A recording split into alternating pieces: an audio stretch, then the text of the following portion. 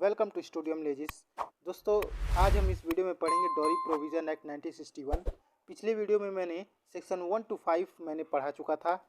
दोस्तों, आज का वीडियो जो है सेक्शन 6 पे है। दोस्तों, ये बहुत ही इम्पोर्टेंट है आपके किसी भी सिविल एग्ज़ाम के लिए, जैसे कि PCSJ या APO हो गया, या तो आप एडवोकेट का प्रैक्टिस करते हैं कोर्ट में, तो ये सेक्शन जो है आपको बहुत ही हेल्पफुल करेगा आपके प्रैक्टिस में। तो दोस्तों, शुरू से आखिर तक मेरे साथ बने रहिएगा। तो चलिए वीडियो को स्टार्ट करते हैं। तो यहाँ पे आप देख सकते हैं सेक्शन 6 क्या कह रहा है। Dowry to be for the benefit of the wife और हर हायर्स, यानी कि दहेज का पत्नी या उसके वारिसों का फ़ायदे के लिए होना। तो यहाँ पे क्या लिखा हुआ है, where any dowry is receive by any person other than the women in connection with whose marriage it is given that person shall transfer it to the women's. तो यहाँ पे क्लॉज फर्स्ट देखिए क्या कह रहा है, जहाँ कोई दहेज ऐसी स्त्री से भिन्न यानी पत्नी के अलावा, लेकिन स्त्री के विवाह के संबंध से जो दहेज है वो किसी व्यक्ति द्वारा प्राप्त किया जाता है, वहाँ वह व्यक्ति उस दहेज को, अब यहाँ पे ए पे गौर करिएगा क्या कह रहा है, if the dowry was receive before the marriage within 3 months after the death of marriage. इसका मतलब ये है कि यदि वह दहेज शादी से पहले प्राप्त किया गया था तो विवाह की तारीख से पहले 3 महीने के भीतर उस दहेज को लड़की को ट्रांसफ़र कर देना है, यानी दे देना है। अब आप बी को गौर करिएगा, if the dowry was receive at the time of और after the marriage within 3 months after the date of its receipts. इसका कहने का मतलब है यदि दहेज शादी के समय या शादी के बाद प्राप्त किया गया था या ले लिया गया था तो उसके दहेज देने की तारीख से 3 महीने के भीतर उस दहेज को उस लड़की को ट्रांसफ़र कर देना है। अब सी देखिए, if the dowry was receive when the women was a minor within 3 months after the she was attain the age of 18 years, यदि वह लड़की below the age of 18 years थी यानी कि अवयस्क थी तब दहेज प्राप्त किया था, तो उसके 18 वर्ष पूरे होने से पहले उसे ट्रांसफ़र कर देना है। और यहाँ पे एक लाइन गौर करिएगा, and pending such transfer shall hold it in trust for the benefit of the women. कहने का मतलब है जब तक वो लड़की बालिग नहीं हो जाती तब तक वो दहेज किसी भरोसेमंद व्यक्ति की कस्टडी में रहेगी for the benefit of women, यानी स्त्री के फ़ायदे के लिए। अब हम सब क्लॉज 2 देखेंगे, if any person fail to transfer any property as required by sub section 1 within the time limit specified therefore or as required by subsection 3, he shall be punishable with imprisonment for a term which shall not less than 6 months but which may extend to 2 years, or with fine which shall not be less than 5,000 rupees but which may extend to 10,000 rupees, or with both।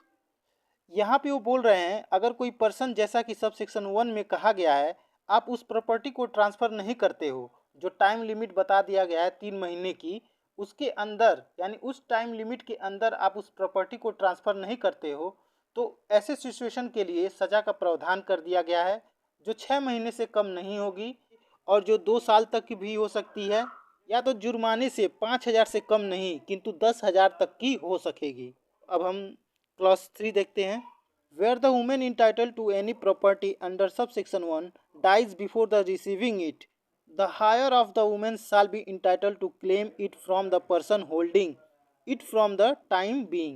इसमें समझिएगा आप लोग क्या कहा जा रहा है। मान लीजिए किसी स्त्री के बिहाफ पे डॉरी पहले ही ले लिया गया है, अब उस स्त्री का हो गया है डेथ। अब क्या होगा, इसमें जो डॉरी दिया गया है उस स्त्री के जो लीगल हायर्स हैं जैसे कि माता पिता, वो उसे वापस लेने के लिए क्लेम कर सकते हैं।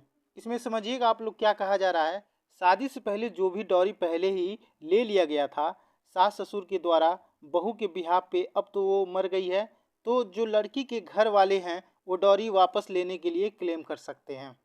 Provided that where such women dies within 7 year for her marriage otherwise then due to natural cause such property shall a if she has no child be transferred to her parents, or B if she has children be transferred to such children and pending such transfer be held in trust for the such children। यहाँ पे कहने का मतलब है अगर स्त्री की मृत्यु उसके विवाह के 7 वर्ष के भीतर प्राकृतिक कारणों से हो जाती है, वहाँ पे ऐसे संपत्ति को यदि उस स्त्री के बच्चे नहीं हैं तो वो प्रॉपर्टी उस पेरेंट को ट्रांसफ़र कर दिया जाएगा।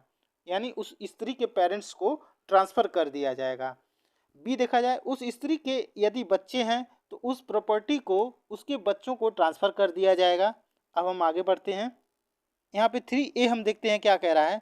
Where a person convicted under section 2 for failure to transfer any property as required by sub section 1 और sub section 3 has not before his conviction under that sub section transferred such property to the woman entitled thereto, or as the case may be, her higher parents or children, the court shall, in addition to awarding punishment under that subsection, direct by order in writing that such person shall transfer by property to such woman, or as the case may be, her higher parents, children, within such period as may be specified in the order, and if such person fails to comply with the direction with the period so specified, an amount equal to the value of the property may be recovered from him as if it were a fine imposed by such court and paid to such woman, or as the case may be, her higher parents or children। यहाँ पे वो कह रहे हैं यदि वो व्यक्ति स्त्री के प्रॉपर्टी को ट्रांसफ़र करने में फेल हो गया है या ट्रांसफ़र नहीं किया है उस स्त्री को या उसके माता पिता को या उसके संतान को, तो यहाँ पे सब सेक्शन 1, 2, 3 के अंतर्गत उस व्यक्ति को सजा दिया जाएगा। और यहाँ पे केवल सजा ही नहीं बल्कि इसके अलावा ये भी डायरेक्शन दिया जा सकता है कि उस प्रॉपर्टी को उस स्त्री को ट्रांसफ़र कर दिया जाए या उसके वारिस जो हैं जैसे कि माता पिता या उसकी कोई संतान है उसे ट्रांसफ़र कर दिया जाए, उस प्रॉपर्टी को उसे दे दिया जाए। या तो जिनको यह डायरेक्शन दे दी गई है कि आप ये अमाउंट पे करो या 2-3 महीने के भीतर ये अमाउंट तुम पे करो, यदि वो अमाउंट पे नहीं करता है तो उसे सज़ा दी जा सकती है। केवल सज़ा ही नहीं बल्कि फ़ाइन भी लगा सकती है। जैसे कि दहेज की प्रॉपर्टी का वैल्यू 50,000 था तो कोर्ट उस दहेज के वैल्यू के इक्वल फ़ाइन लगा सकती है और कोर्ट उस फ़ाइन को रिसीव करने के बाद उस फ़ाइन को उस स्त्री को दे देगी या उसके लीगल हायर्स जो हैं उसे दे देगी। यहाँ पे क्लॉज 4 देखिए, nothing contain in section shall effect the provision of section 3 और सेक्शन 4, यानी कि इस धारा की कोई भी बात धारा 3 या 4 के उपबंधों पर प्रभाव नहीं डालेगी। कहने का मतलब है धारा 3 या 4 के उपबंधों पर प्रभाव नहीं डालेगी। जो भी फाइन इम्पोज किया जा रहा है, जो भी पनिशमेंट दिया जा रहा है वो लगा सकते हैं। तो दोस्तों आज के लिए बस इतना ही। दोस्तों उम्मीद है ये वीडियो आपको समझ में आ गया होगा। तो आगे हम नेक्स्ट वीडियो में सेक्शन 7 पढ़ेंगे। तो यदि आप मेरे चैनल पे फर्स्ट टाइम विजिट किए हैं तो आप मेरे चैनल को सब्सक्राइब कर लें और साथ में लाइक शेयर कमेंट्स जरूर करें। अब मैं मिलता हूँ नेक्स्ट वीडियो में। जय हिंद।